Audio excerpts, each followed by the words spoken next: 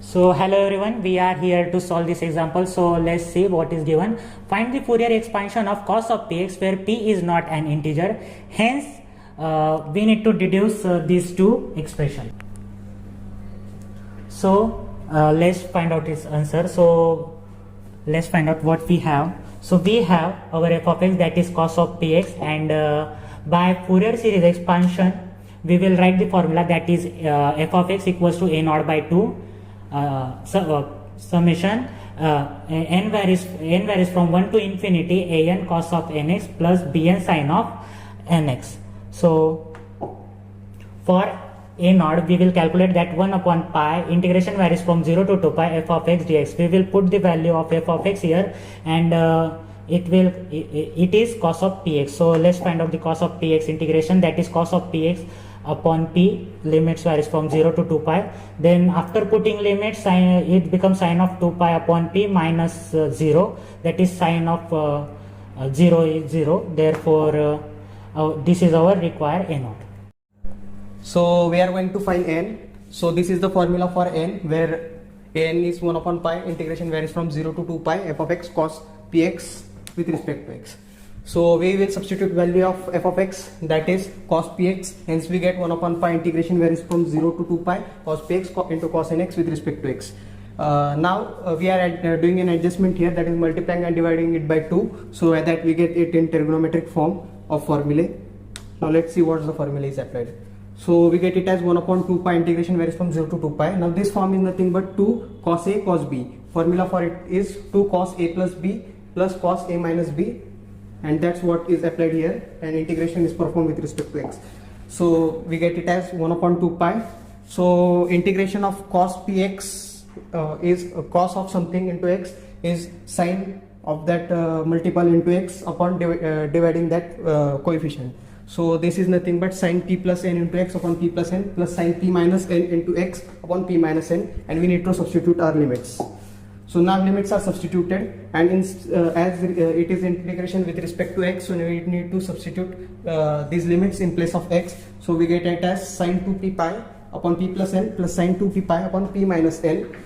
Here when we substitute the lower limit, so in place of x we get it as sin 0, and sin 0 is nothing but 0. Hence this whole term becomes 0. So this is what we get. And due to trigonometric identity, we get it as sin 2p pi because of n interval. So n is nothing but p. By further simplification, we get it as n is nothing but p plus p into sin 2p pi upon pi into p square minus n square. So that's it. So here we have the formula b of n is equal to 1 upon pi 0 to 2 pi f of x into sin of nx. And we know that here the f of x is cos of px. So when we put the limit of cos of px, we get b n is equal to 1 upon pi 0 to 2 pi cos of px into sin of nx. And we know that the formula of trigonometry is up to sin x cos of px by multiply and divided by 2. We get the formula sin of n plus px plus sin of n minus p, and by putting it into the integration and by taking the integration, we get minus cos of n plus px upon n plus p minus cos of n minus p upon n minus p, having the limit 0 to 2 pi. And by putting the value of 2 pi, we get 2 pi is equal to minus cos of 2 pi p upon n plus p minus cos of 2 pi p upon n plus p, and we know that the cos of n plus p x is 0, and here the minus sign is coming, we take the lower limit. So that minus minus plus, and cos of n plus p x is 1. So here we take 1 upon n plus p plus 1 upon n minus p. And here we know that the n plus p and n plus p are same. So we take the 1 minus cos of 2p pi n plus p upon 1 minus 2p pi upon n plus p. And in the next step, we can take 1 minus cos 2p pi outside the bracket. So we get here 1 upon n plus p minus 1 upon n minus p. And we can do the cross multiplication here. Therefore here n and n is cancelled, and here 1 minus 2 pi, 1 minus cos of 2p. Here it can become 2p upon n square minus p square.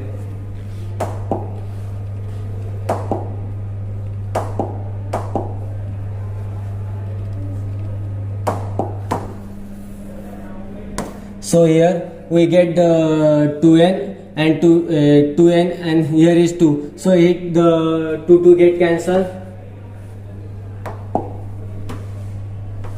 And we get the final equation of Bn is 1 upon pi 1 minus cos of 2 pi p n upon n square minus p square.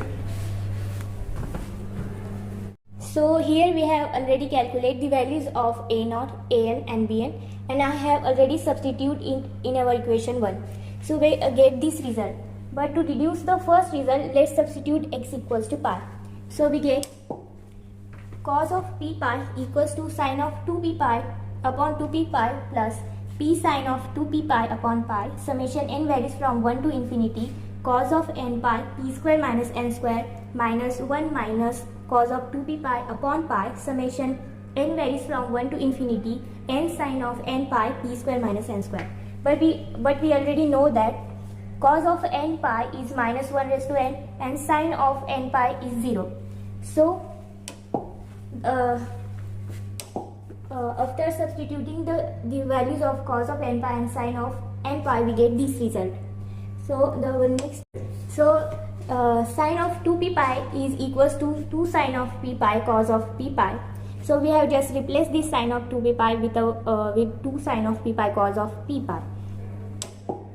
Then in both these terms, sine of p pi into cos of p pi into 2 upon pi is common. So we just move it onto the left hand side and we get pi cosec p pi equals to 1 upon p plus 2p summation n varies from 1 to infinity minus 1 raised to n upon p square minus n square. So we have just split this p, so we get p plus p and we have just add n and subtract n. So we get this result. So our final result is pi cosec p pi equals to 1 upon p plus summation n varies from 1 to infinity minus 1 raised to n. This p plus n and p plus n is get cancelled, so we get 1 upon p minus n, and this p minus n and p minus n is get cancelled, so we get 1 upon p plus n. So let's see here, to reduce the second result, we can put here the sine equal to 2 pi in equation number 2. So we can put here, then this term is when we are put the x is equal to 2 pi, then cos 2p pi equal to sin 2p pi upon 2p pi plus p into sin 2p pi upon pi, summation varies from 1 to infinity, then cos 2n pi upon p square minus n square minus 1 minus cos 2p pi upon pi. Then we can also again put here the sine next place, the n sin 2n pi upon p square minus n square. Then see here n is positive integer, so we can we are already know that the sine trigonometric function, then sin 2n pi equal to 0 and cos 2n pi equal to 1. So we can substitute the value of sine and cos in this equation. Then cos 2p pi equal to sin 2p pi plus p into sin 2p pi upon pi. Summation varies from 1 to infinity. Then cos 2n pi is 1. Then 1 upon p square minus n square. But the sin n pi equal to 0. Then this whole term is 0. Then we cannot write here. Cos 2p pi. So in this term, cos 2p pi equal to sin 2p pi upon pi into 1. So in this term we can common out the sin 2p pi, and the denominator is common out by pi. So sin 2p pi upon pi is common, and remaining here the 1 upon 2p plus p into summation varies from 1 to infinity, and then this term is as it is. So we dividing by this equation by sin 2p pi, then cos upon 2 pi is cot 2p pi, and sin upon 2 sin 2 pi and sin 2 pi this cancel, and then the pi is move on the left hand side. Then we can deduce the second result also. Then I am conclude that the Fourier series is useful for identifying the system dynamic. Thank you.